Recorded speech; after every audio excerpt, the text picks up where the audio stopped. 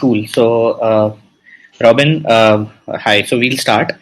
We have the live streams also going on, and first of all, I would like to introduce Robin for the very first session of TechSamvad Virtual Labs. So we'll have startups joining us in this session here, as well as on our live streams on Facebook and YouTube, which are going through AirMeet. Robin is the founder of Nicer, which is a very interesting social startup which is working on social causes and for social in the social directions, where you wherein you can, as a mentor, you can join in, and they have some very selected mentors from across the world, where anyone can go and apply for mentorship, take mentorship, and any proceeds towards the mentorship are sent for a social cause or are aligned for a social cause. So it's a very interesting model where which kind of merges the two things of mentorship, the two domains of mentorship, as well as fulfilling or working towards a social cause. Obviously, Robin will be able to explain that much better than me, and the entire idea behind it. Plus, the entire session is going to be about the right product market fit using technology. The entire concept behind doing this session is that as a first step, the most important thing for a startup is to create the right product market fit first of all, because if numerous startups that I talk to and I meet end up failing or not being successful, unfortunately, because they were not able to create something that was fit for the market or needed in the market in the first place. So it is a very pressing issue, a very important issue that we wanted to address even before addressing anything else like marketing, branding, PR, go-to-market strategies, or anything. So this is the very essence of creating something that is fit for the market. Robin, over to you, and I would obviously love if you can give a very quick introduction of yourself and a background of yourself as well before you hit the main topic. Over to you completely.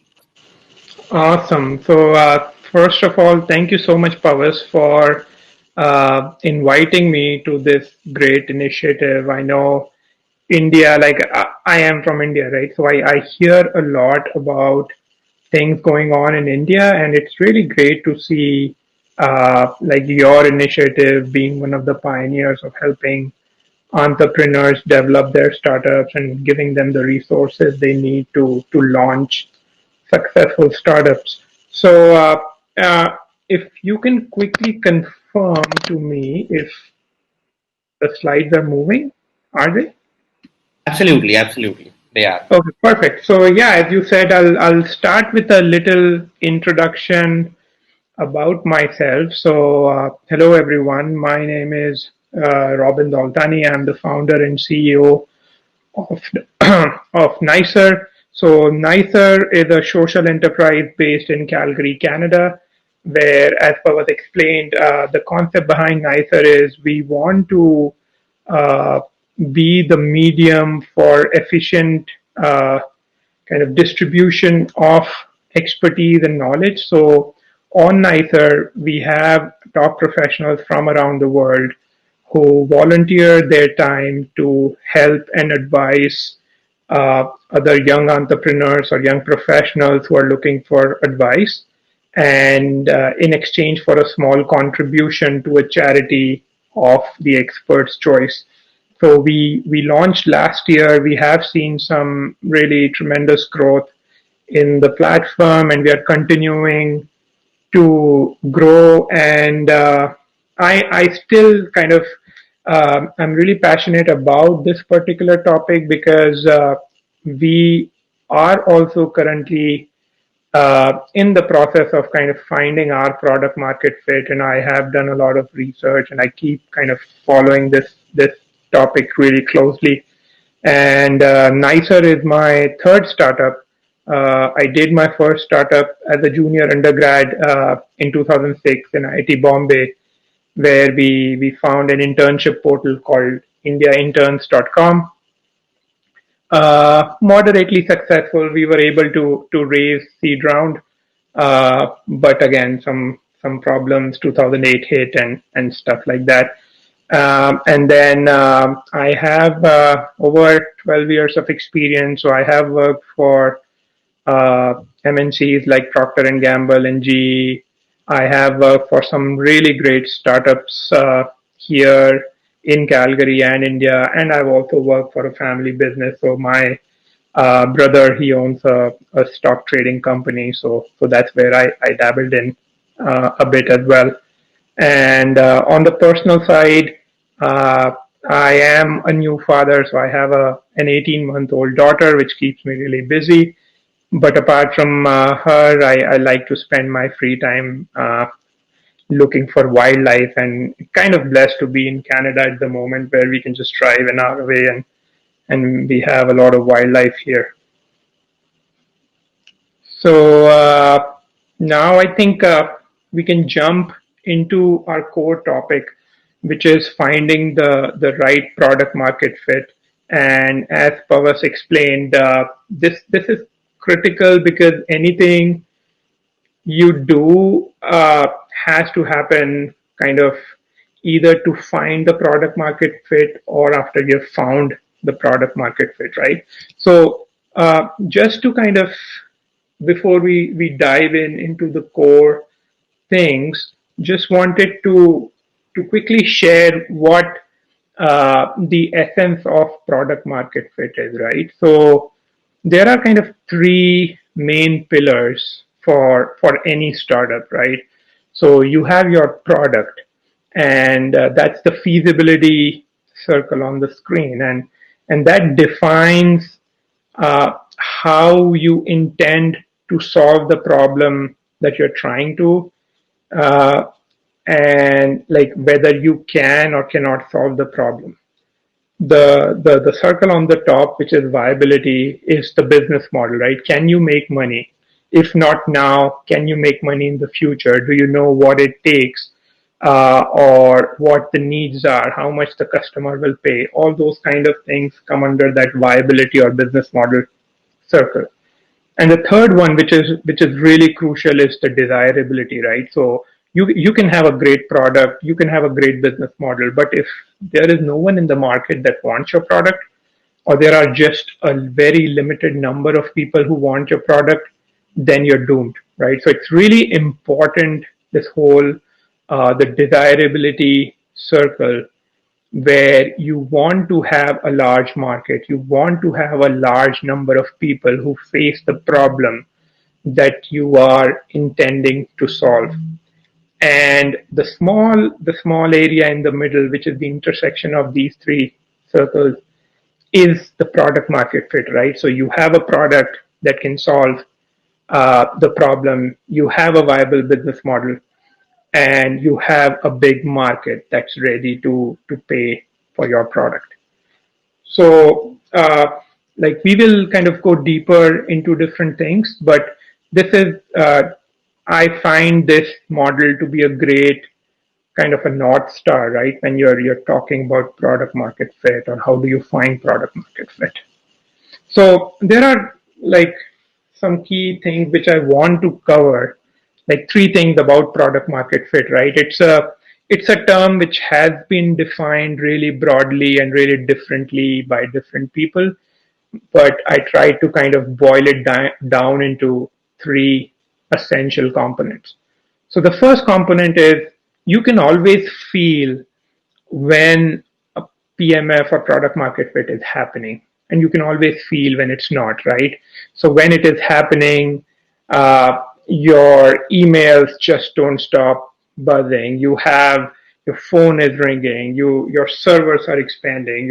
You just can't keep up with the demand, right? And when it's not happening, you know it's not happening. You're not able to achieve the like a growth that you kind of envisioned for your startup. The conversations with your customers are taking longer than you expected.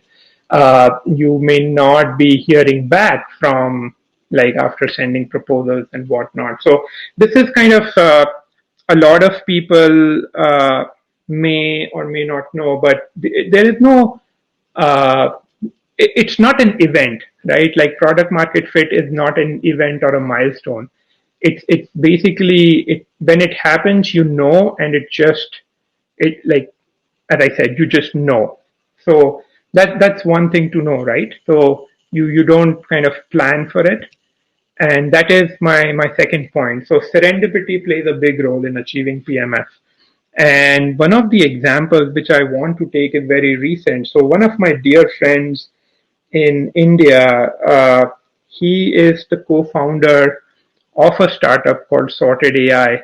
And all these India-China thing happening and India banning Chinese apps. My friend launched an app called Kagaz. They built the app in 7 days, and they crossed 100,000 downloads in 24 hours. And I was having this discussion with one of my other friends, and the other friend had this view that, oh, they were just at the right place at the right time, which is true.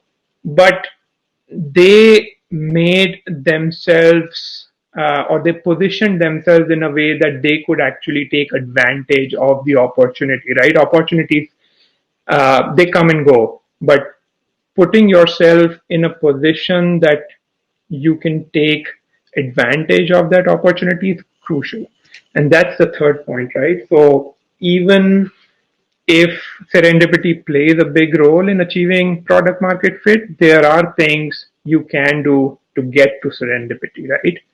And this is something which I will try to cover through this session, and maybe we'll have some discussion after the session or some Q and A's. But so, broadly speaking, you have an idea and you have a product market fit. And what happens in the middle, right? So there are certain things that are like best practices and which we will cover now. So the first thing is you build and launch MVP, right? So I have talked to, advised a lot of startups where the founder or the founding team is very, they love their ideas. They just are unable to get out of the idea phase because they want that perfect notion of their product that they never build, right? And my advice to them and to everyone is ideas don't matter, right? In fact, uh, 80 to 90% of the startups that we see today, they started with some really different idea, right? So ideas change, products evolve, people kind of turn over. Uh, but execution is everything. So one of the key things that any entrepreneur can do is just build and launch, right?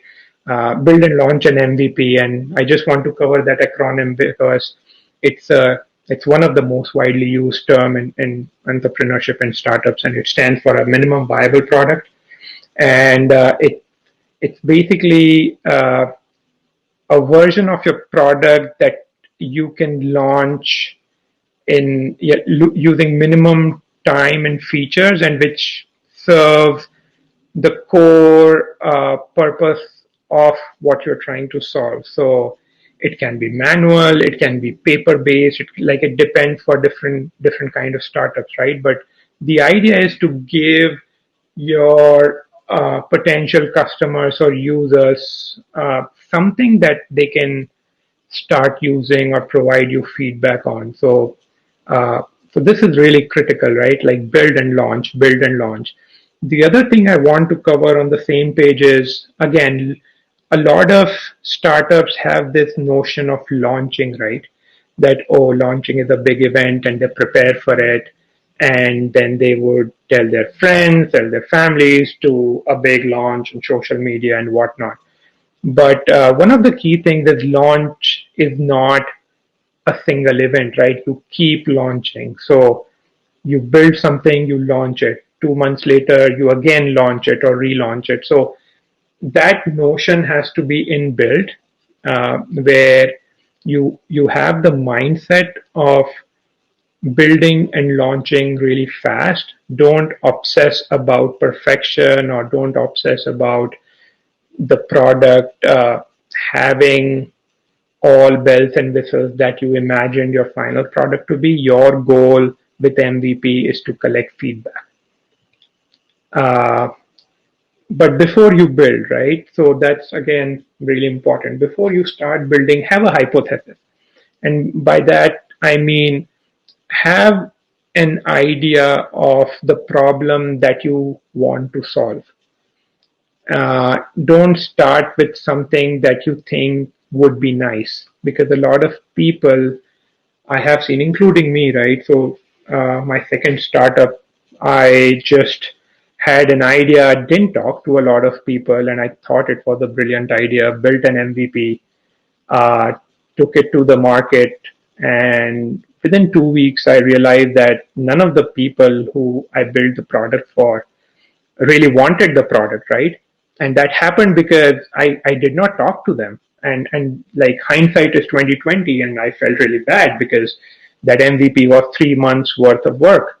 But that was a an important lesson for me, and this is something which I have diligently followed with Nicer. Is every time we are introducing a feature, or even before we built our MVP last year, uh, we talked to people, right? We talked to 55 people before we launched our MVP. I still keep talking to users and my advisors and everyone who uses the platform. So talking to people is really important. And when you're talking to people, ask them about the problems, just like do a discovery session, but have a hypothesis, right? Because you are trying to solve a problem, and but you're trying to see if the people have that problem and whether they would pay for it, right? So that's the third point, where through these conversations, you're trying to validate the problem and the market. So then tweak, right? So 90% of the time, अच्छा I ठीक है sorry. एक बार हाँ अब आ गया अब आ गया अब आ गया You're live. You're live. तो गो लाइव कर दूं How is your voice is coming in live session? Okay Hello?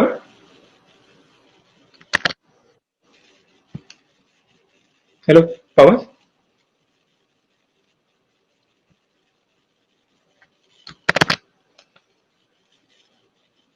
I don't know. Should I continue? yeah Robin please continue Oh, okay. All right. unmute my mistake yeah So so the second step is listen and tweak, right? So 90% of the times you will go in with an initial assumption. Then even after you talk with the people before launching, uh, it's kind of really probable that you will need to tweak your assumptions. You will need to tweak your product. And this is really important. So as soon as you launch, as soon as people start using the product, start getting feedback from your users and customers, right? Like have actual calls. Now we are living in a different era where taking out someone for coffee is not that feasible, but video chat is, right? So any way you can talk to your customers, talk to your users, because this is the only way that you will come to know why people are or are not using your product, right? So make sure that you are continuously listening and tweaking. But you have to be careful. So again, this is the flip side, right? You will talk to a lot of people, and everyone will have their own opinions and advice for you. And one of the key uh, challenges, as well as a capability that you'll need to develop as a startup founder, is like developing an ability to filter through a lot of noise or a lot of information that will be thrown at you. So every consumer will have his or her own opinion, right? Uh, every investor you meet, every partner you meet, uh, but you have to be, and this is something that people develop over time. So this is not something that you will get it right the first time or you're expected to get it right. But as you go on this journey, you will eventually develop this capability of filtering the information that's really useful for you, right?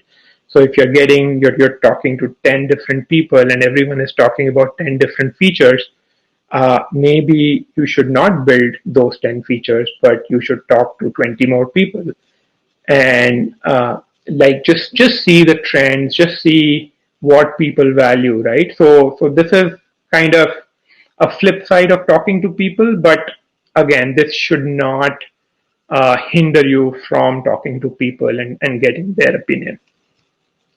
And don't be in love. So again, this is like we as entrepreneurs toil so much, right? It's a tough journey, and it's natural to fall in love with your idea or with your product.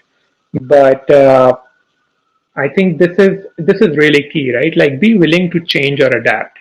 So whatever you're going to market with, or whatever your vision may be for the product or the service you're offering, uh, you have to be really flexible in terms of the roadmap, in terms of features, in terms of designs. These are excuse me. These are some things that a lot of people kind of cling on to, and this is one of the reasons why a lot of startups or ideas don't make it, right? Because the team or the founder is really in love with the idea. They don't want to change. They don't want to listen. So this is kind of a key thing, which again, based on my own experience and based on things I have seen so far, is that people have to be willing to change and adapt. So, in summary, these are kind of this is if you can just take three things from this presentation today. First is execute, don't ideate, right? Like ideas are good, but execution is everything. Second, listen, don't assume. So go in with your assumption, right? But make sure that you're listening to customers, users. Keep doing that because they are the ones who will eventually kind of take you to realize your product market fit, right? Because you are selling to users or you are selling to your consumers, and if they don't like your product, there is no product market fit.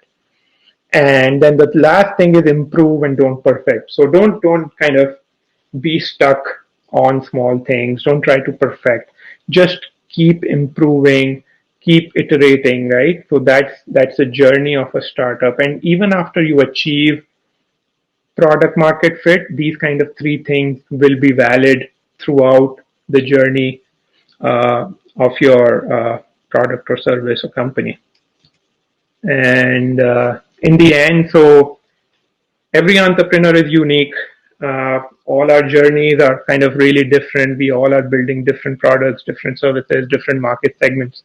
So a lot of things that I have covered in the presentation today may or may not apply to you. I've tried to kind of cover really general principles taken from successful entrepreneurs, taken from people who have been there, done that. So, but your journey is unique, and as an entrepreneur, that's the fun, really, right? So we are trying to challenge status quo. We are trying to defy convention, and it's a great journey. So I would like to wish everyone great luck in their own journeys, and I hope you guys are able to find your product market fit soon. Thank you.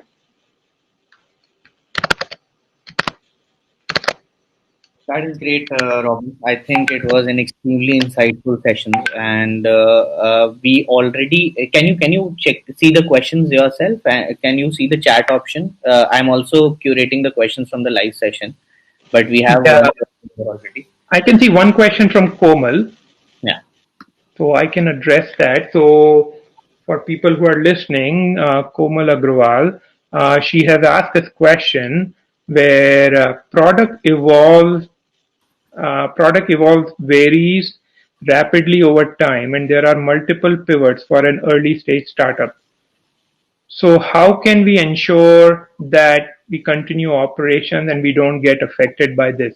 So great question, Komal. I think uh, most startups go through what you mentioned, right? So you will build something, and you would find out that this does not work, or maybe you were going after the wrong market, and the pivots can actually vary, uh, whether it's a different market, whether it's a different feature, whether it's a different product.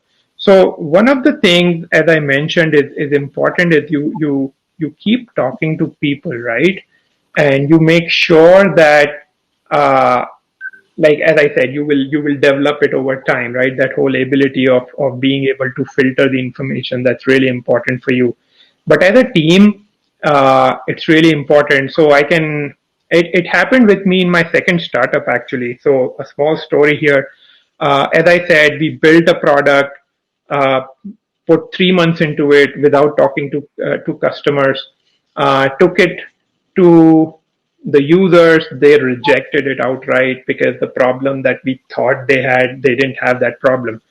But they actually did tell us a few things related to the product which we could build, and they could address some of the problems they had. But when I took this back to my technology co-founder, he was heartbroken because he had put 3 months of his kind of life into developing this product, and he got really affected by it, right? Like, how can we just drop this product? We've put 3 months, and like, how come it's not working? So my advice here would be to make sure that you and your team have this understanding from the get go that anything that you're building will not be it, right? So it's a journey. People have to be on board with uh, with the idea of a product evolution or pivots happening, and like the teams have to, like, if there is someone in the team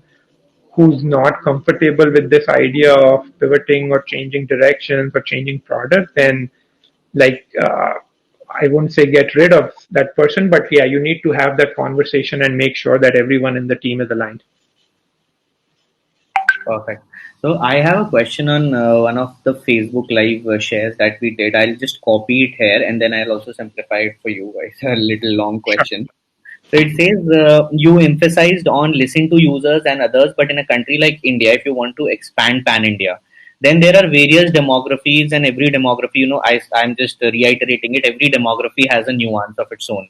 So how can a small scale startup or an early stage startup, better to put it, can cover all the demographies and do a better, listen to users and others? How it can execute that? Yeah, great question. So I think the question itself has the answer, right? And my take on this is, can you as a small startup really cover all the demographies in a country like India, right? I personally feel that as a startup, uh, the role of the founders or the founding team is to find a problem and then find a persona that faces that problem.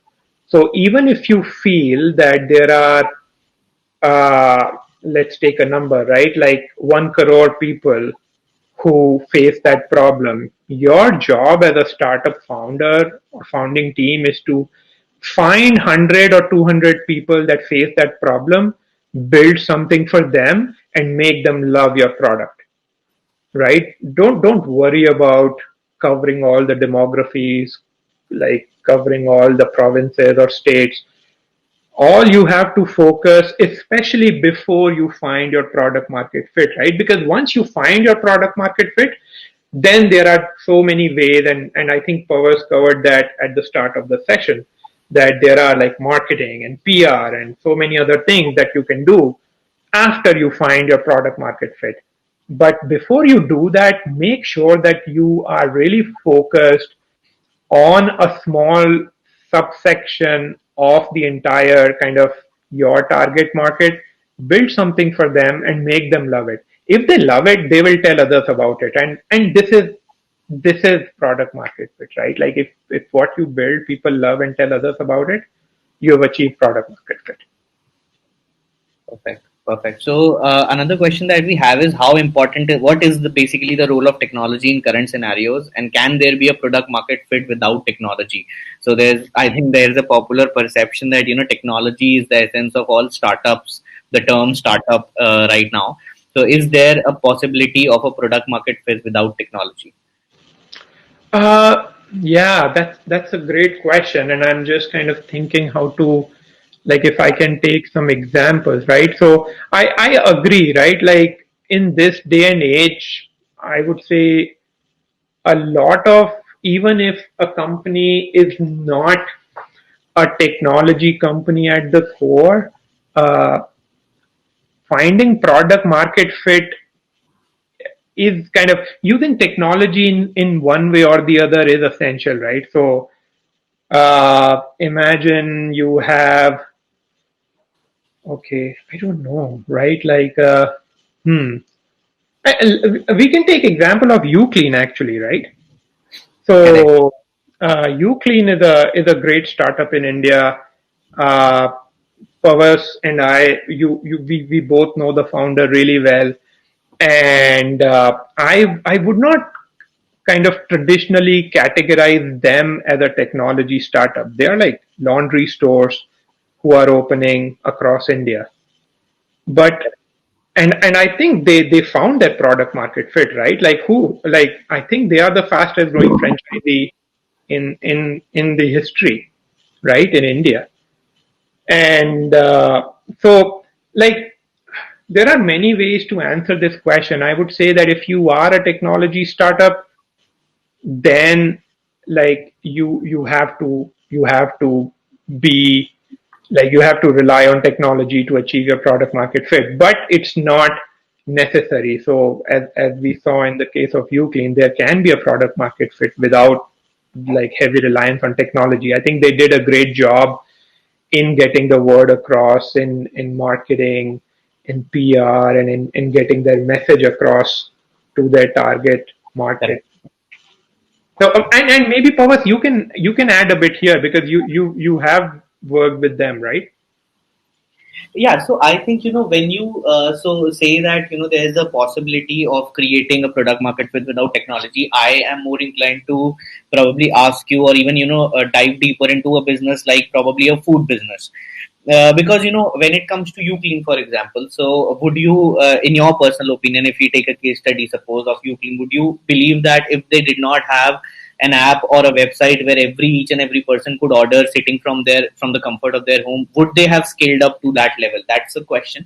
And secondly, I think when we talk about a business or a scalability without technology, I think something like a food industry or a restaurant business would be a better example for you to enlighten the audience on, because that is where I think most of the people who ask about businesses without technology, food would be one of the biggest sectors to deal in, where Right. technology solution is very rare. Yes, and I completely agree with you. So some great points here, right? So yes, I personally don't believe that uClean would be what they are today if they didn't make it really easy for their customers to conduct business with them. Absolutely. And technology played such a huge role, right? You said, yeah, the convenience of just ordering things on the app. And I think that is one of the reasons why the entire food business has exploded in recent times, Sure. right? Companies like Swiggy and Uber and kind of they made it really easy for people to try new stuff, to order food, to not just rely on going to a restaurant and waiting for a table, right? Hmm. So I agree with you. Yeah, I mean, even if uh, it's not a technology startup, I believe technology today plays a huge role in making sure how you serve your customers, right? Even how you find your customers. How do you make sure that the customers are satisfied, right? Like small things like this, I'm not sure if you can actually do that efficiently without using technology. Correct. Correct. Correct. Makes sense. So I think that is great. I think we covered most of the questions that we have. Uh, just taking another few seconds to see if more questions flow in. Otherwise, any closing note from your end, Robin, on generically on a startup journey, and any key points or key things, even apart from the topic that you did today, anything that you want a startup entrepreneur to remember or to be aware of before going ahead on their journey. Any closing note on that? Yeah, like that could be another topic on its own, but like a few things here, right? So I'm not sure how many people here have read Paul Graham. So he started Y Combinator, right? And I think arguably one of the world's kind of foremost uh, technology accelerator, and he wrote a really nice article on entrepreneurship in general, and he argues that like startup founders are actually stupid people, right? Because like they toil so much, the chances of success are so low, and everything about a startup just does not make sense. Right. And yet and yet we have people who are crazy, right? They want to change the world, they are driven, and whatever drives them, like they are really people who see the world in a different light. And I feel that you, like your company and this initiative, is catering to those kinds of people. So my only kind of closing remark here is this journey is tough, right? So when people are starting on this journey, uh, people have role models. The way our media is structured, we tend to give a lot of focus on companies who succeed, and for every company that succeeds, 99 fail, right? So all I kind of want to tell the entrepreneurs and my kind of fellow startup founders is the journey is tough, but make sure that you enjoy this journey, right? It can get really, yeah, I mean, people struggle in different ways, right? Like families or finances or relationships. But now that you've chosen this path, it's like make sure that you're enjoying the journey. Make sure you have eyes on your prize, and yeah, just enjoy the journey, really. Interesting. Very interesting. Thanks a lot, Robin, for joining us today. And I'm sure if there are any startups who want to directly, get in touch with you for any help or support, you would be open to that as well. And Sure. we'll also share the list and details of the startups who are a part of this cohort. Particularly, we have created an entire document about that, and you'll be able to go through it. And you can also reach out to us anytime if you want to connect with any of them, and probably explore any synergies. Awesome. Sounds good. Great. Thanks a lot, Robin. Thank you for your time. Yep. Thanks, Pavas. Great session. Thank Thanks, you. everyone.